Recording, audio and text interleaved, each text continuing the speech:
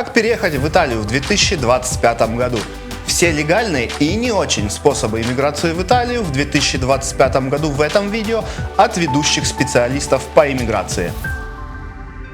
Главное, что нужно знать об иммиграции в Италию, в подавляющем большинстве случаев для переезда в Италию нужно получить иммиграционную визу, даже если у вас безвизовый режим. Визы выдают по квотам и вне квот. Что еще за квоты, спросите вы? Государство каждый год решает, сколько иностранцев пустить в Италию для работы по найму и даже бизнесу. Например, покупки готовой компании или фрилансеров. И это называется флусси.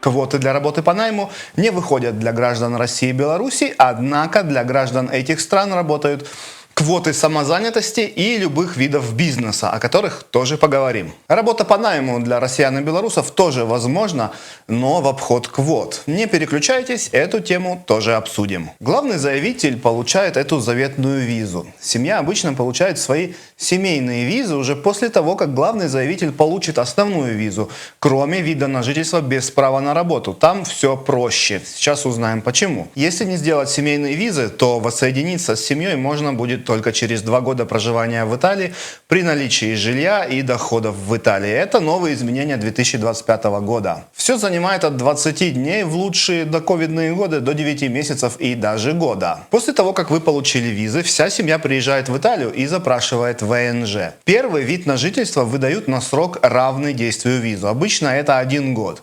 И его можно продлить на сроки от 1 года до 3 лет в зависимости от типа визы или трудового договора. Через 5 лет можно получить постоянный вид на жительство.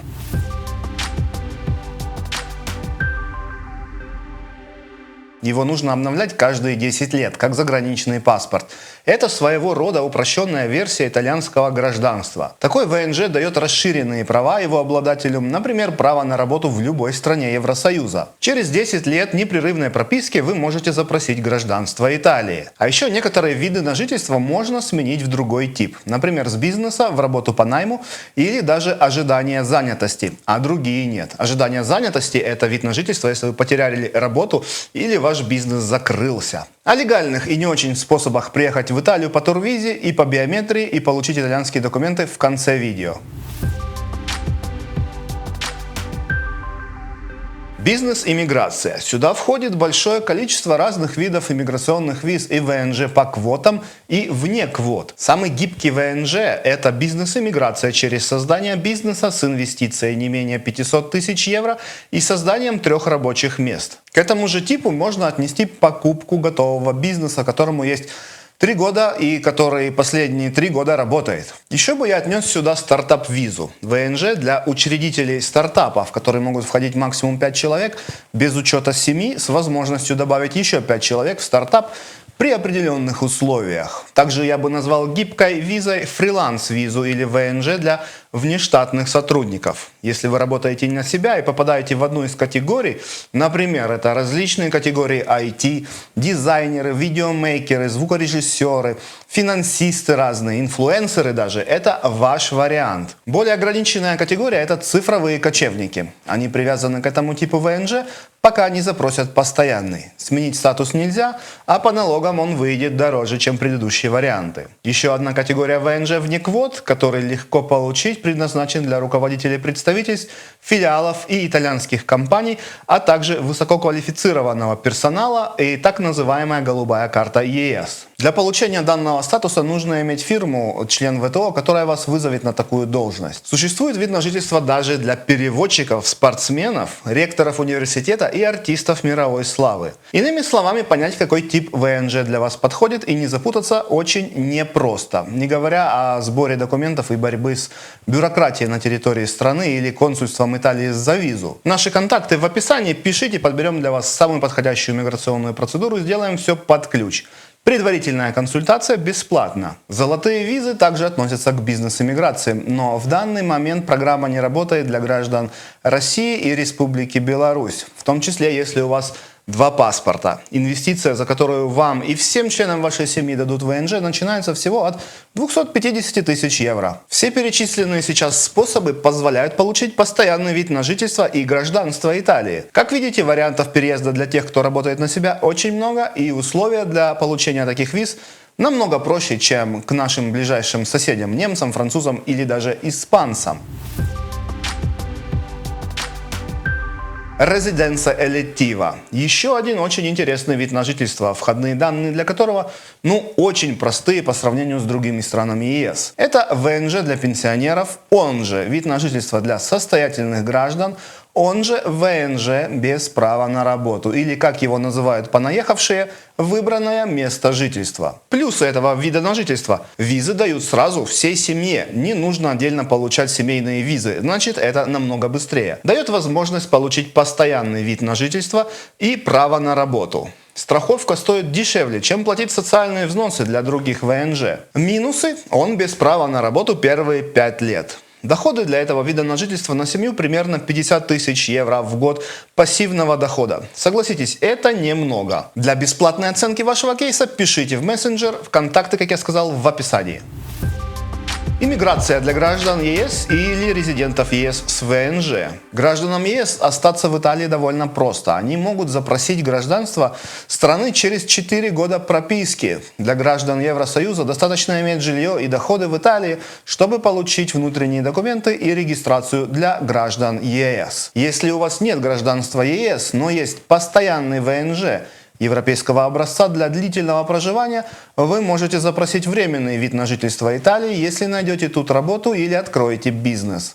Запрос делается через префектуру по квотам. Если же у вас временный ВНЖ любой другой страны ЕС, вы можете оформиться на общих основаниях по одной из программ из этого видео, но свою визу вы просите в консульстве Италии в стране постоянного проживания, например, в Польше, Германии, Франции и так далее. То же самое с гражданами Великобритании. После Брексита они идут на общих основаниях, как обычные иностранцы из Бангладеша или Индии.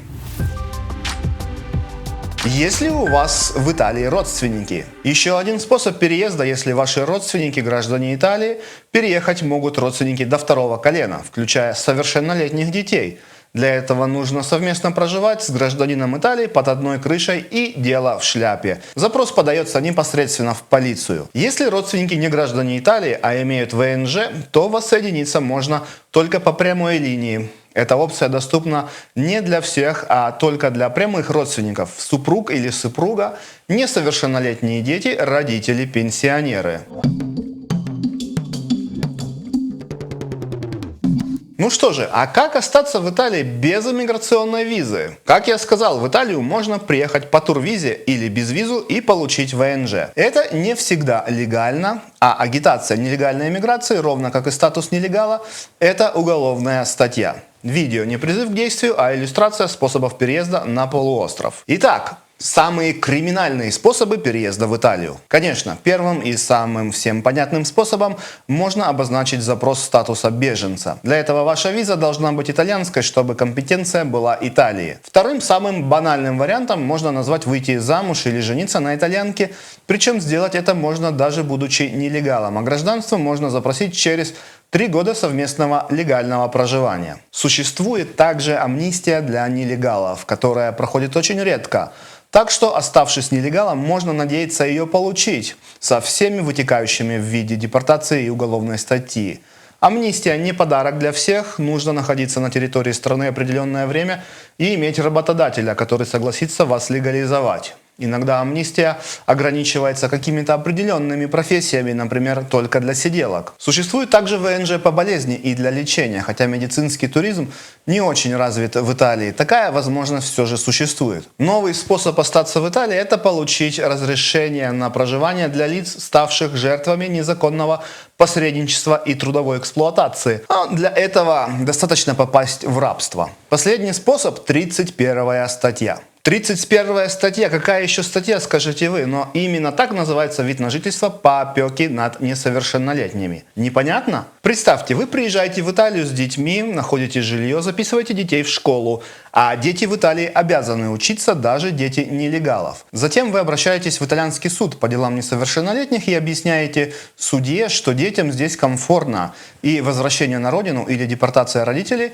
может серьезно травмировать их психику. Чаще всего судья относится с пониманием и говорит: бедные дети, хорошо, предоставим им вид на жительство, а родителям выдадим ВНЖ по опеке. Кажется, все просто и логично, но в чем же может быть подвох? В чем криминал, спросите вы? А это можете узнать в нашем видео, посвященном этому статусу, которое вы видите тут и можете найти в описании. Еще есть возможность получить документы, если у вас есть итальянские предки. Часто мошенники делают через эту программу фальшивые справки.